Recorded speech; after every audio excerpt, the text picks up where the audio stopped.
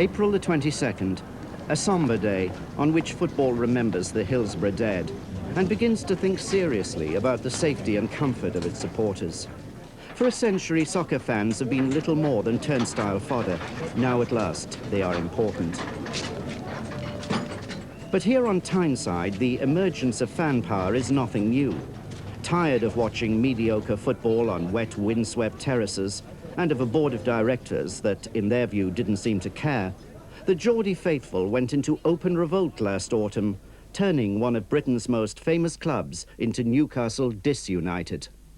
We passionately, and everyone in this pub and everyone in this town passionately wants the town Newcastle to succeed. Whether they go or not. And I don't think those blokes do. I don't think those blokes have got any passion whatsoever.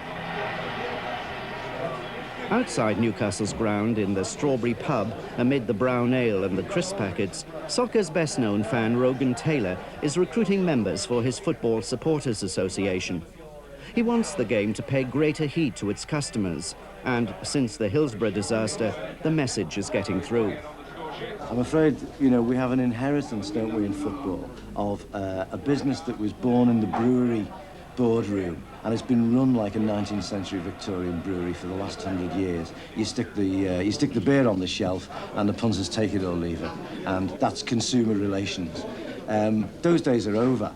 Most clubs are beginning to realise that that's the case, and therein, I think, lies the future of the game, in the sense that we're dragging it into the 20th century, just in time for the 21st century. Hey, Kenny, there's one today. We've got to get this one today. There's no second chance. No second chance. Inside the ground today is what matters. Unless they win against Luton, Newcastle are almost bound to be relegated. Jim Smith is Newcastle's third manager this season. This is the one, boys. This is the one we got to win today. No mistakes today. It's our last chance. Most of the team have changed too. Only their position at the foot of the First Division has remained unaltered. It's mass. Good lad. There have also been boardroom changes, but Newcastle's chairman is still around, although his life has been threatened on more than one occasion.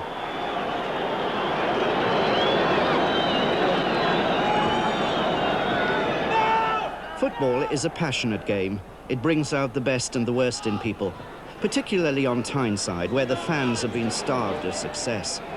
To bring an end to their misery, a millionaire offered to buy the club and to democratise it by issuing shares to the supporters. Scampering away with the ball, Sanson again to Michael O'Neill. Newcastle still keep it moving. They play the ball through the gap looking for Hendry. But the club's would-be saviour has to stay at home, listening to the radio, in case his presence at the game provokes a riot. And once again, nerve and anxiety at the back as defenders not finding the goalkeeper. Boardroom battles are nothing new in football. Attempts to take over and so on are commonplace. What is interesting about this battle is that it's the supporter enfranchisement, the supporter democratisation, which has been hoisted from the lowest rungs of the ladder to the top of it as the thing which is being argued over. And I think that here in Newcastle, with its very special circumstances and its enormous grassroots support, even in very tough times in terms of winning things, they can still draw on a massive number of people. I think we're seeing the kind of developments that we may see in other places all over the country. I think they're leading the way in that sense.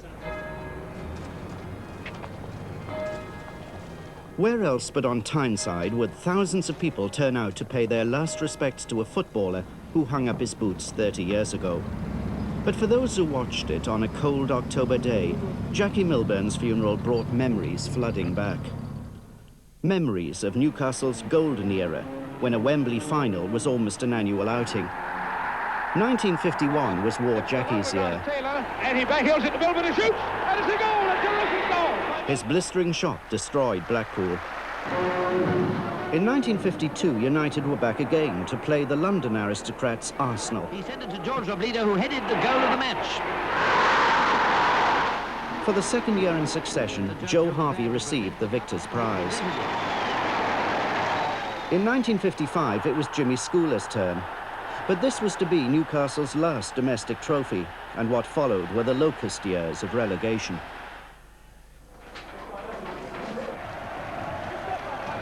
Hope was rekindled in the 80s when Kevin Keegan appeared in Newcastle's colours.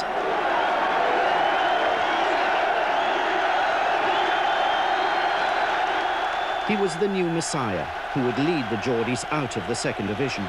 Urged on by 30,000 adoring fans, Keegan fought to make the prophecy come true. Keegan, Beardsley, wobble! It's hit the post and Keegan! He's done it! Courtesy of the upright. Keegan brought the best out of the players around him, and the goals kept on going in. Comes again to Keegan. And a fine cross to Wobble! Oh, yes!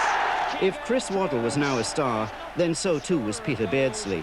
There was genius on the park. Keegan, and Beardsley again, and Beardsley still. Oh, magnificent! Kevin Keegan would have been proud of that one himself. In 1984, United won promotion, and Keegan retired in a blaze of glory. But instead of building ambitiously on the foundations Keegan had laid, the club sold irreplaceable players like Waddle and Beardsley. Newcastle's directors said they'd fought to keep Beardsley, but that was not how he saw it. I'm disappointed that they made out that they tried to keep me. You know, they never made an effort, really. They said that they offered me a new contract and all that. You know, they offered me so much more money or whatever. The truth is, they never offered me a new contract with any money. They said, we'd like to offer you a contract, but they never actually got around to discussing money. The truth was that Newcastle needed the Beardsley transfer fee to help pay for enforced ground improvements. A new West Stand had to be erected after the previous wooden structure had been condemned as a fire risk.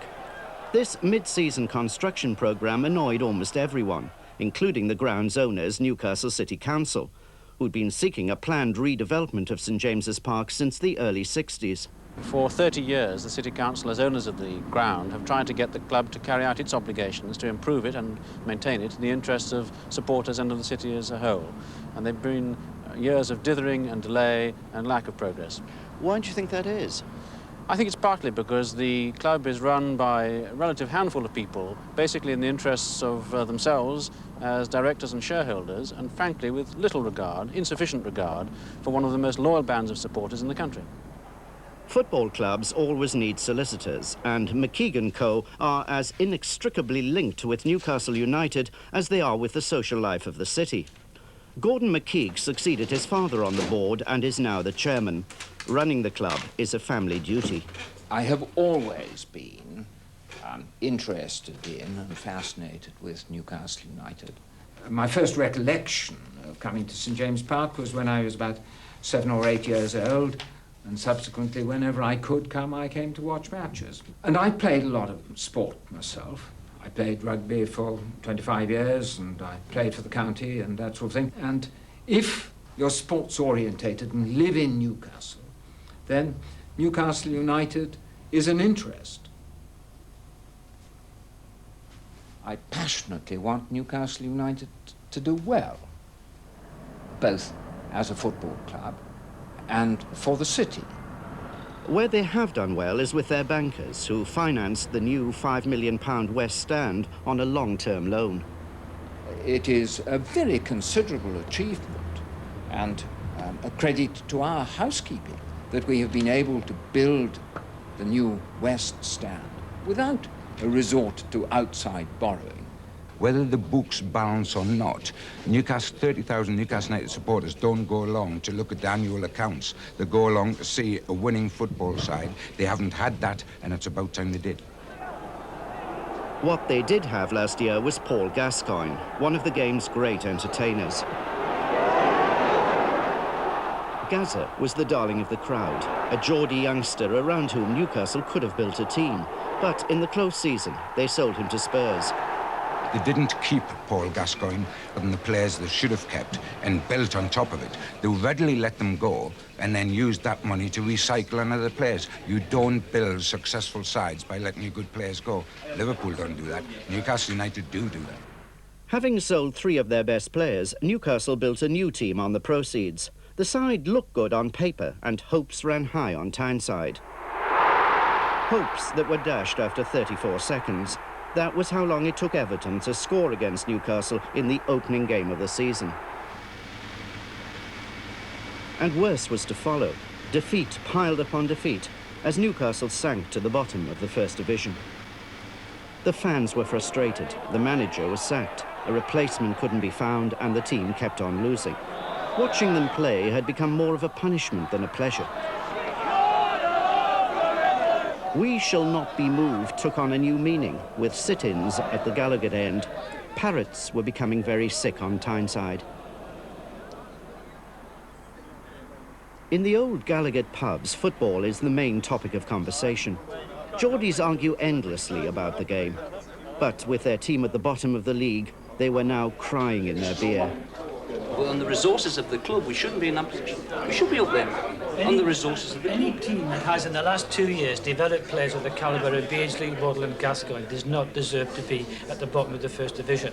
The fact is that all those players have been sold because the club has to sell players in order to survive. That's what's causing the anger. How much of a say do you think supporters should have?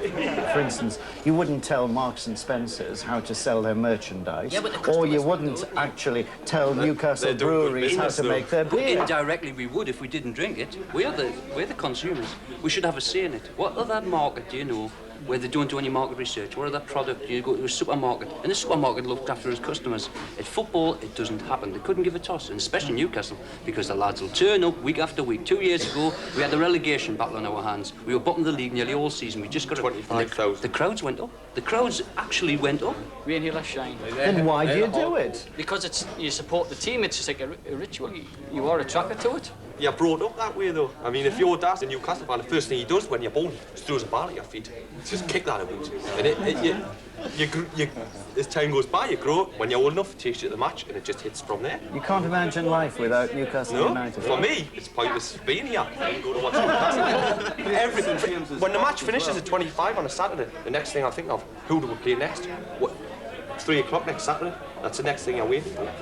Local newspapers rarely give offence. There's little mileage in crusading journalism.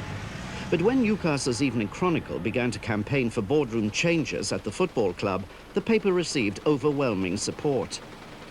In a series of articles, sports editor John Gibson blamed Newcastle's directors for the club's decline. They were the common denominator through all the years of failure. The players have changed regularly, the managers have changed regularly, but the board has remained basically the same, handed down from father to son. You see, for the 100 years that Newcastle have been in existence, it has been a family affair. Mr. McKeague, the current chairman, his father was chairman before that. Stan Seymour, the previous chairman, his father was chairman before that. Now, that's in just in one day. Does anybody else wish to ask anything? It has been a great thing of stature within the city to be a director of Newcastle. You've travelled first class anywhere in the world where Newcastle United have been playing. It has been their private little club, and they find it very, very difficult to accept that it can no longer be like that. A lot of people say Newcastle's directors are only interested in keeping themselves in power. Yes, well, people say so. I don't consider that that is so.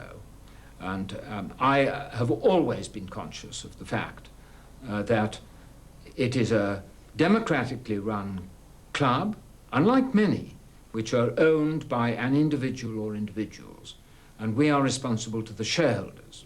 We think it's wrong that a couple of hundred people, many of whom inherited shares and have little real interest in the club, should be able to determine what should happen to a major institution in the city and the region, and one which has a devoted following here and indeed all over the world.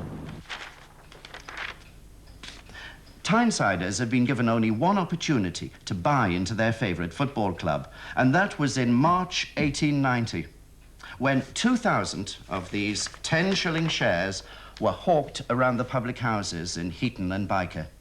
So Newcastle United's capital base is only £1,000. Of course, most big clubs are undercapitalised. Like Newcastle, they go into debt by millions of pounds and yet resist the temptation to raise money through a major share issue to their fans.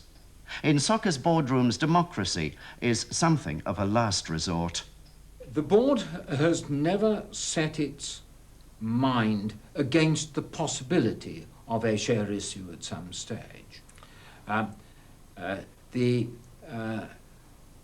I'm not saying that it is something that is imminent, but we have not closed our minds to that possibility. But you and your predecessors have had plenty of time to think about it. After all, the original share issue was almost 100 years ago. Oh, because it hasn't been necessary. I think if you're sitting in a seat and no one can get rid of you out of that seat because of the shares you hold and because of the family ties you have, then that is a bad thing for any business, not just for football business. Getting rid of Newcastle's board only became a reality when John Hall arrived on the scene. What separates a business tycoon from the rest of us is his capacity for risk-taking. Coming from the pit village of Ashington, Hall has made a fortune out of gambling on property development, out of building his Metro Centre, the largest shopping complex in Europe, on an old ash tip in Gateshead. And now, with £50 million in his pocket, the coal miner's son can afford to live in what used to be the coal owner's stately home, Wynyard Hall. With his romantic view of the region, Hall was persuaded to launch a takeover bid for Newcastle United. It needed a new broom, and he was it. This is the area of my roots, and I'm a provincial, and I believe passionately in my area, because so much is happening in the northeast now. Economically, we're going places, and I see the football club as the last piece in the jigsaw as part of that regeneration, because, you know, there's so much support for it. You can get 30,000 gates now for a team that's bottom of the First Division, and for the past 30 years, there's been no real success at Newcastle United. That's a real indictment of what's been happening with the club, and that's the reason, in a sense, why I'm doing it. I don't want to own the football club. I want to give the people a share in the club. The pride and the passion of the people in this area for Newcastle United frightens me at times, and I say it's time that that pride and passion was given a say in the club.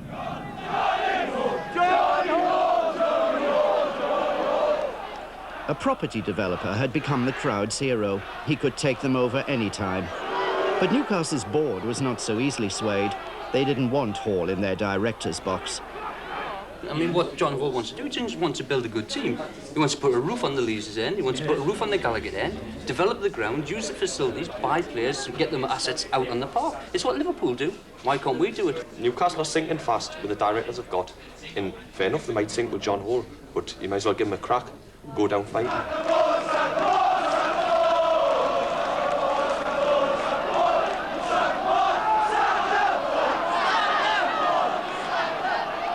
Football directors are seldom popular, but at Newcastle things were getting out of hand. Whenever a goal was scored against their team, the crowd didn't blame the players or even the manager. It was the board's fault.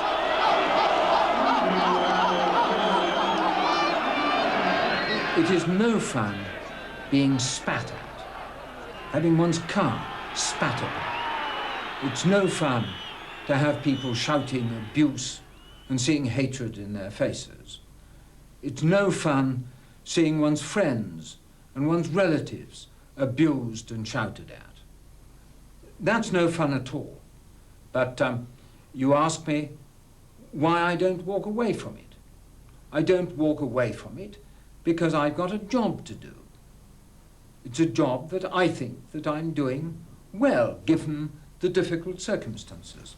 It's a job which I think I can do a good deal better than John Hall could do.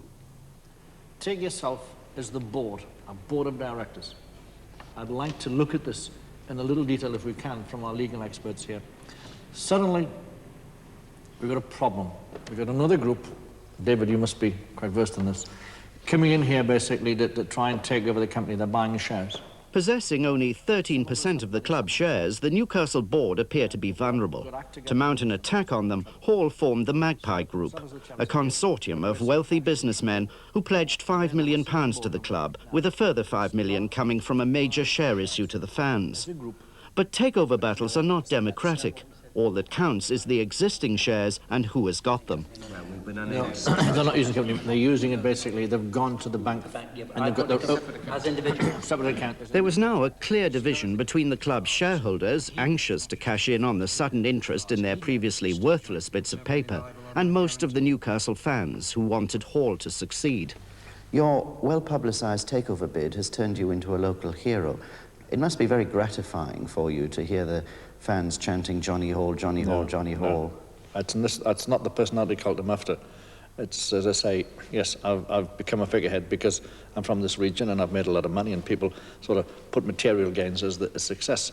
But I'm not particularly enthusiastic for the chance. Really? No. I would rather not have that publicity.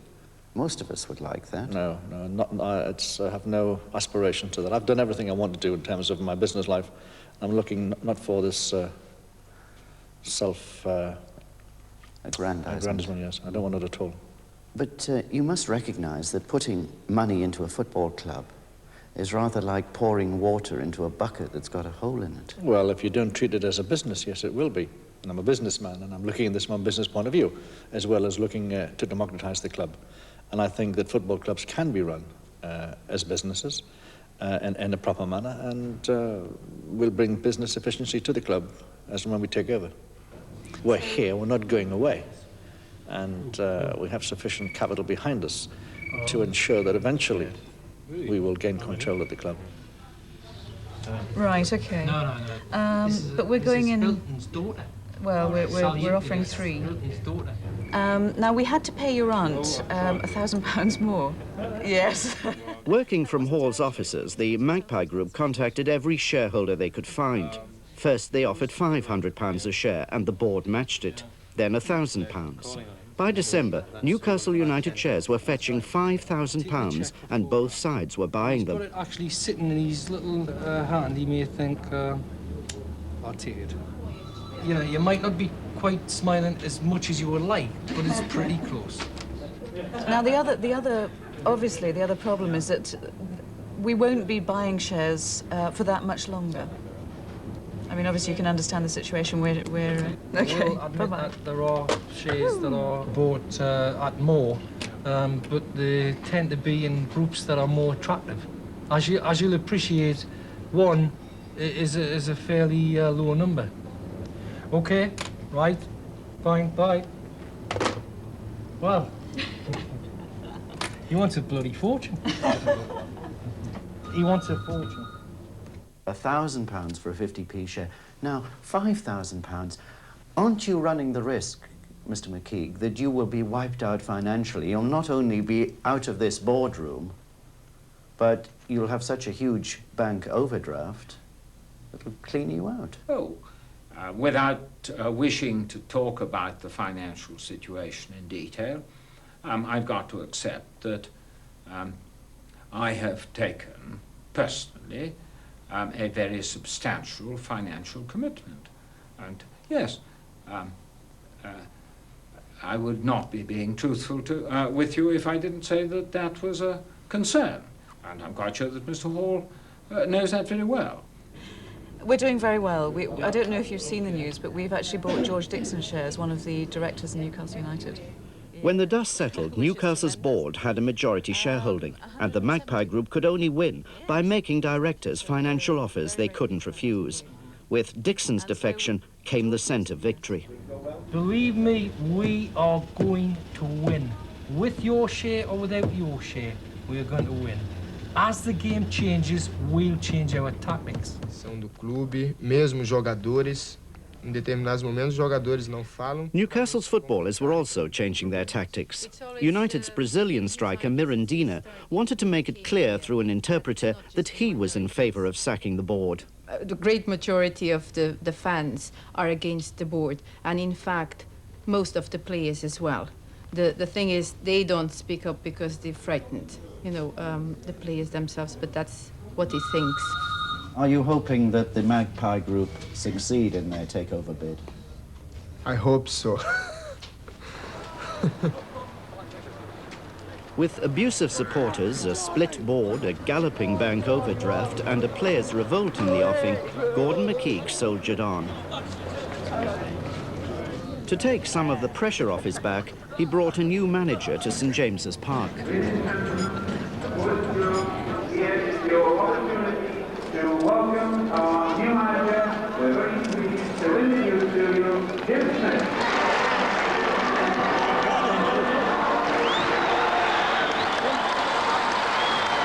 Newcastle is such a big club and such a great opportunity to come and manage such a famous club. I had to take it and obviously gamble on my ability to keep us in the First Division. I know how much this football club means to the people of Newcastle and how much First Division status means, and so there's, you know, we just got to work very, very hard and give everything we've got to make sure that we do stay. Come on!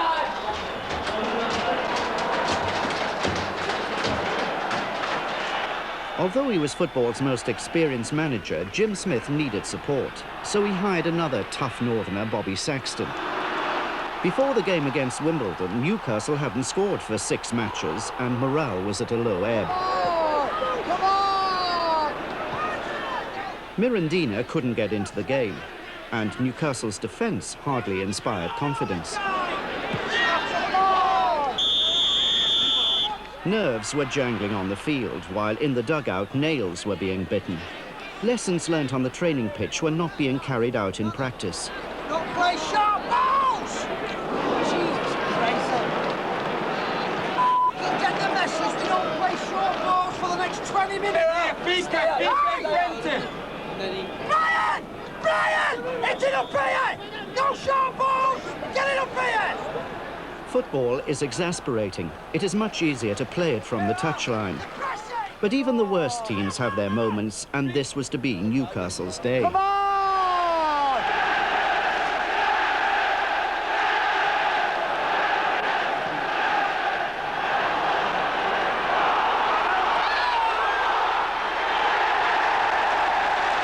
To the crowd's amazement, Newcastle scored twice and won the match.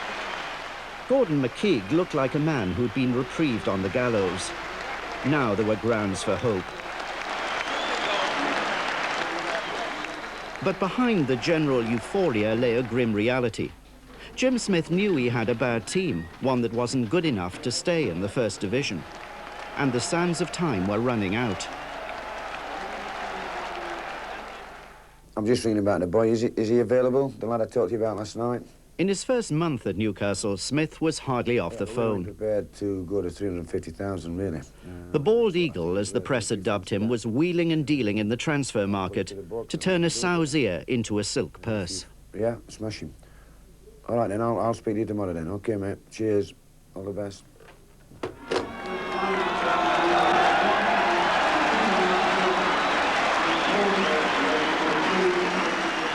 There were new faces on the field by the time Newcastle played Watford in the Cup, but would they do any better? With the fans still against them and their team propping up the First Division, Newcastle's directors needed a good cup run to save their sagging season. Smith's team certainly tried hard. They cut out the frills and played Watford at their own long ball game. It wasn't pretty to watch.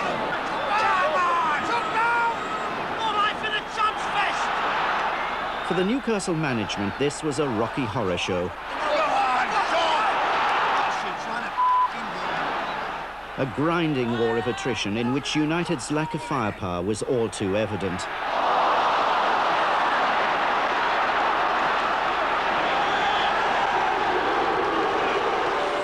All Newcastle got was a goalless draw and a replay at Watford.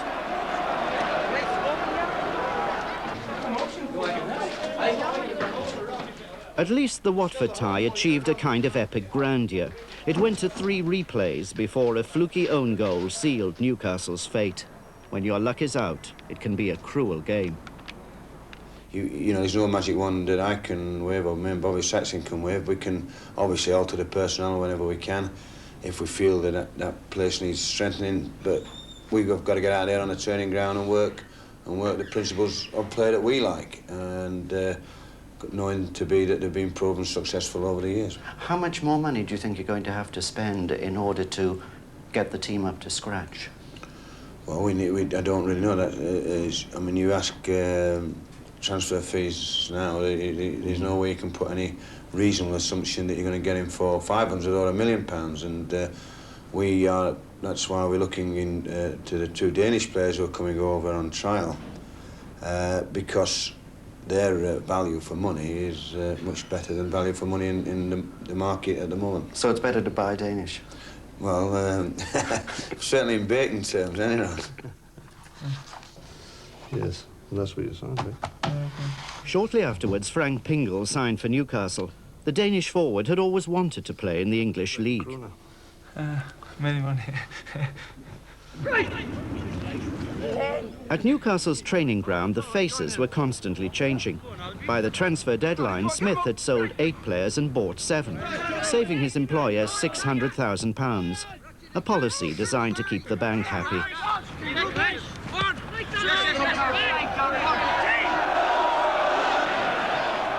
But it was Newcastle's bankruptcy on the pitch that was bothering the fans.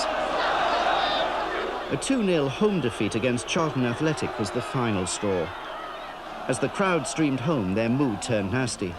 1,000 youths went on the rampage, and Newcastle's riot police had to be called out to quell the mob.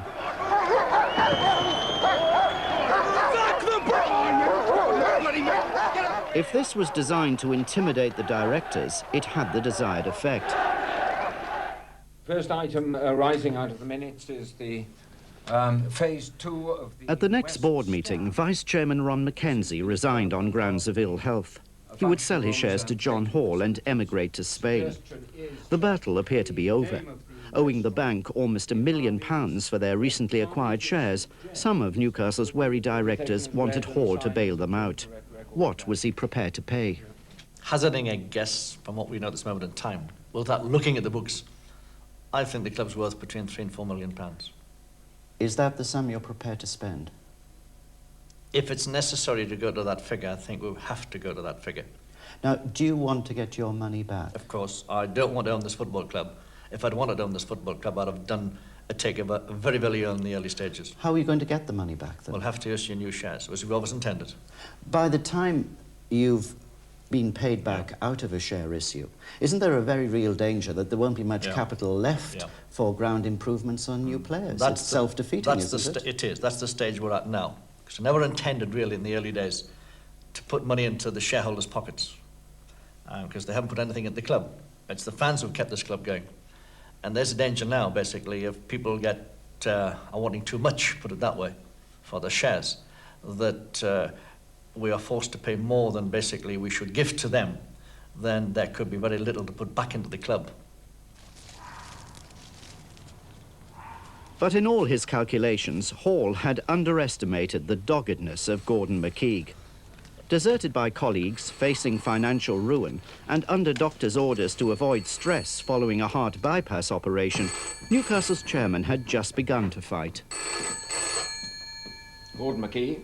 McKeague had no intention of doing a deal with Hall. The irresistible force had met the immovable object, and the popular press was caught in the middle. Well, you know, I can't say that I appreciate being telephoned on a fine Sunday afternoon. We get few enough of them, and I'm busy in the garden. There was to be no capitulation.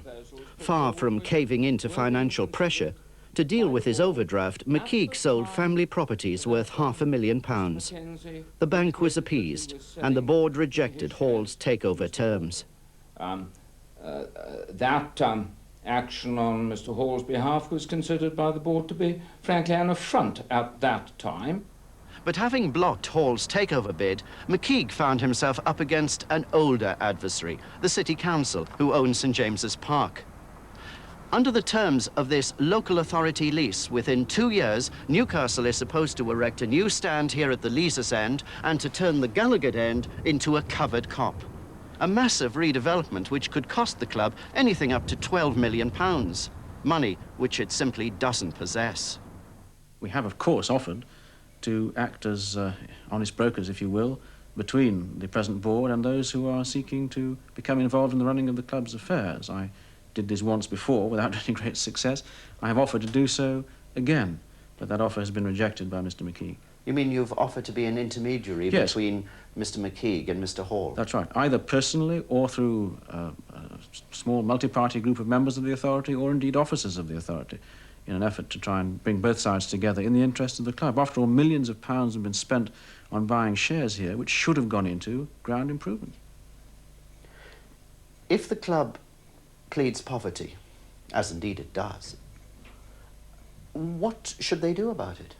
Well, issue shares, borrow long, and arrange revenue-raising investment in the ground. I've always said that I don't rule out the possibility of a share issue. I know you've always said it, but you haven't actually come to the point where you've had one. No, because I haven't, the board hasn't decided that it's in the best interest at the present time for the club to do so. To celebrate the Magpie Group's first anniversary, a dinner dance was held at Wynyard Hall. In this stately setting, the champion of democracy, of supporter participation in football, warmed to his egalitarian theme. Newcastle's directors had not heard the last of John Hall. Maybe we've lost the battle, but I'll tell you this, we're going to win the war.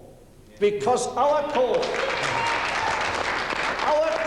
is just this tonight, the first anniversary, must say to you all and to the nation, we are not going away, and we intend to call an AGM on the question of the share issue, because that's the fundamental point. And I issue this challenge to the board. Are you afraid of real democracy?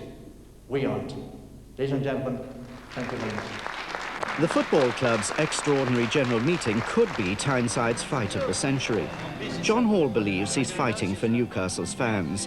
Gordon McKeag doesn't. I don't like bullies, whether they are financial bullies or otherwise. I don't believe that it would be in the best interest of Newcastle United if Mr. Hall were to take control. If it had been somebody else? Oh, that would have been a very different matter. Really? Oh, yes. I could certainly imagine a consortium headed by somebody else with whom I would have been talking many months ago. So it's not just a question of you keeping power for yourself? No, certainly not. As far as I am concerned, power, if you like, to put it that way, at Newcastle United is a duty and a privilege rather than a pleasure. There was little pleasure to be got out of watching United's match with Luton. To the anguish of the bench, the ball wouldn't go into the net or anywhere near it, and a goalless draw meant almost certain relegation. The team hasn't been lucky, and a little bit of luck is necessary in football.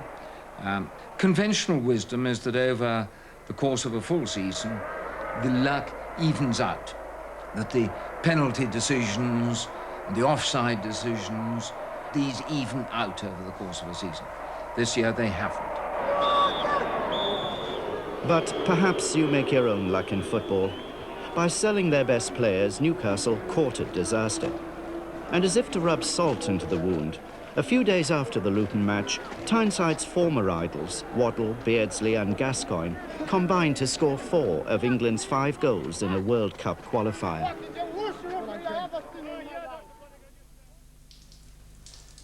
Sport is about winners and losers.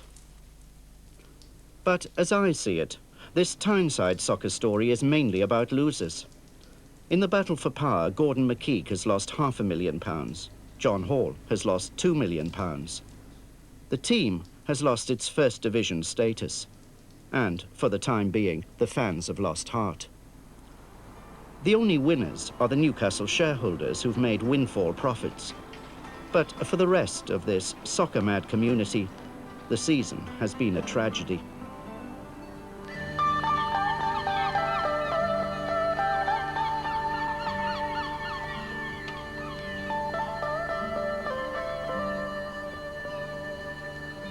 Football results read by James Alexander Gordon. Barclays League Division 1. Charlton Athletic 1, Manchester United 0. Coventry City 0, Queen's Park Rangers 3. Derby County 1, Sheffield Wednesday 0. Middlesbrough 3, Nottingham Forest 4. Newcastle United 0, Luton Town 0. Norwich City 2, Aston Villa